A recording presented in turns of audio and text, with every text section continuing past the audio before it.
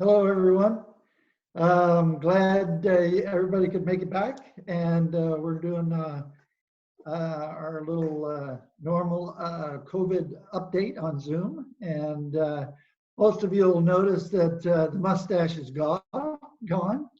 It was kind of funny because I got a bunch of emails from people saying, "Hey, I saw your update on." Online, and the biggest topic of all that was the mustache, and it was about 70 to 80% negative, so it's gone. Anyway, today is May the 25th, and so we're going to be touching base on, because we can't not touch base on what's happening in COVID. We have a couple of issues that G.S.T, and maybe we'll end on a little bit of what's going on in the market. Yeah, so Caylee, what are we seeing out there on the COVID front? Yeah, so we're still honoring our COVID protocols right now. We've got, everybody's recommended to wear their masks and gloves. Listing agents are either opening cupboards and cabinets before we get there, or as we go through the home, opening for us so that there's limited contact for the sellers and limited risk. We also have kind of case by case. Some properties are doing a more intensive waiver. We have one from BCREA as well, just to equip people for what they're getting into as far as showings, which means that we're also encouraging people to look at photos, go through floor plans. If there's a virtual tour or a video, we're recommending that they preview that way before they actually get into a listing.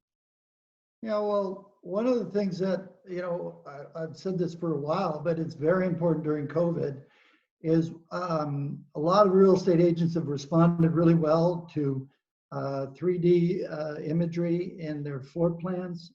They've done, a lot more in-depth videos. Some virtual tours are way better than they used to be.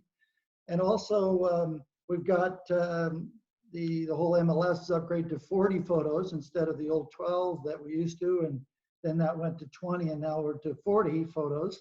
So I think it's really important that, and I ask actually people that are asking me for a showing on our listings, and we tell our buyers, have you seen, the video? Have you seen the pictures? Have you looked at the listing? And have you driven by? Because, I tell you, I could rant about this forever. I can't remember how many times I'm sitting at a showing, and the sellers have cleaned the whole place up. They've rearranged their day to make the showing happen. They've gone out to drive around the block endlessly while we take the people through their place. And then I get some guy saying that, the driveway's too steep. I can't believe it. I had one on an apartment, and he goes through the whole place and then tells me that it's on the second floor. And I said, listen, the address is Suite 200. Like, how crazy is that? I can't believe it. I just can't believe it. It just blows my mind. I think this is something that will actually stay on after, these protocols. This is just ridiculous. But I do like those. Anyway, I did want to sort of interject in here that Ethlee, our client, is actually a small home-based business, and she has all of her staff making shields.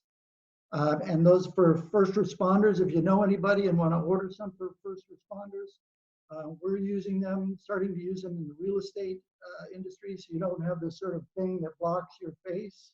You can actually see and talk to people.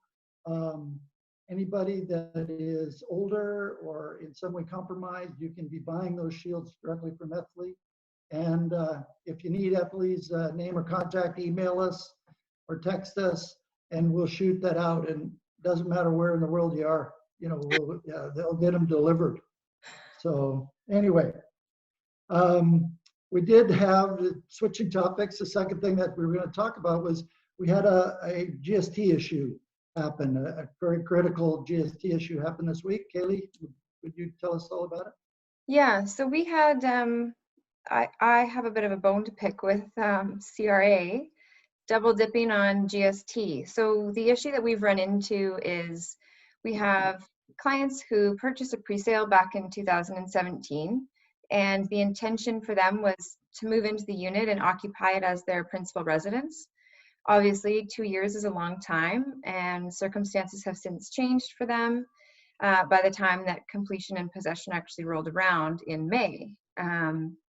So they completed on their purchase, they paid GST, they they looked at their options as far as the property, we showed it, we have an offer on it, and then we find out right at the 11th hour that GST is due again because the government is double dipping. And we've been back and forth about this issue relentlessly over the last few days. And we're kind of working on solutions that we can find there, and what happens with circumstance. Did your clients actually move into the place, or was that critical in this issue that it was still vacant? Yes. Because it So didn't move in? yes, that's what triggers it. It's considered a purchase again from the builder, basically, if it's unoccupied. So if it's a vacant unit, you complete on it, it sells again, and it's qualified as a brand new unit, which is eligible for GST again. That's insane. Yeah. This is another one of these things that I could rant all day about. But we just find out, and I've been doing this thing for 30 years, and we just find out that they've enacted this legislation in like 2 years ago, and they enacted in, and they don't tell any realtors. This is not common knowledge in the real estate world. They didn't tell the accountants because the 2 accountants I phoned didn't know about it. And I even phoned a tax lawyer that works for one of the top firms in Vancouver, one of the largest tax firms in Vancouver, and he didn't know about it. So, I mean, I can't believe that they did this, enacted it, didn't tell anybody, kept it secret, and the lull in this whole assessments, in selling stuff through assignments is lulled, and people are forced to kind of complete on these things, and now it's cropping up. Yeah. So we're we're working to find out what that looks like, if it's possible to get a rebate for the first round of GST.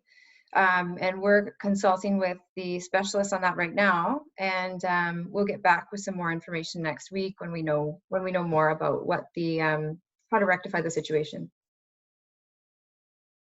Mark, we've got I know you've got your monthly stats update coming soon next week. Everybody can tune in for. But do you have anything of interest for us today? Well, it was me and my kind of doodling. My brain was just thinking, and I was looking at some of the sales, and I didn't think that the sales were that bad. And we have this big COVID thing, and everybody's making such a large fuss about the impact on the real estate market. And I did, in my meanderings online, I kind of started to look at how many sales happened in this same period of 2019 as the same as this period in 2020, while we've had COVID. So COVID came in the end of February, everybody knows. It kind of sort of impacted us in March. And so I ran the numbers, and for single family homes, we're almost identical in the amount of sales we had from January 1st to May 25th in 2019 as the same period this year. Almost identical. I mean, we're within, like a matter of like a hand or two worth of sales in West Van, in North Van, and on Vancouver West Side. And I'm sure that it extends to all the municipalities in the Lower Mainland. Awesome. Certainly here in the Real Estate Board of Greater Vancouver. And I just want everybody to kind of get a grip on that. We're seeing the same amount of sales that we saw in 2019 without any COVID. So I don't think it's something that we should look at this market being strange. It's not really that bad. And there's opportunities for those people that are buyers right now, because there are some active buying out there, as well as sellers, because inventories are down, that the sellers have an opportunity. Mm-hmm. So anyway, I'll do my normal stats thing at the end of the month and all that. Yeah, so you can tune in next week for Mark's stats update, and we'll also have an update hopefully on G.S.T and what's happening in the current market conditions out there. Order your face shields. Order Yeah. your face shields. Thanks for watching. Thanks for watching.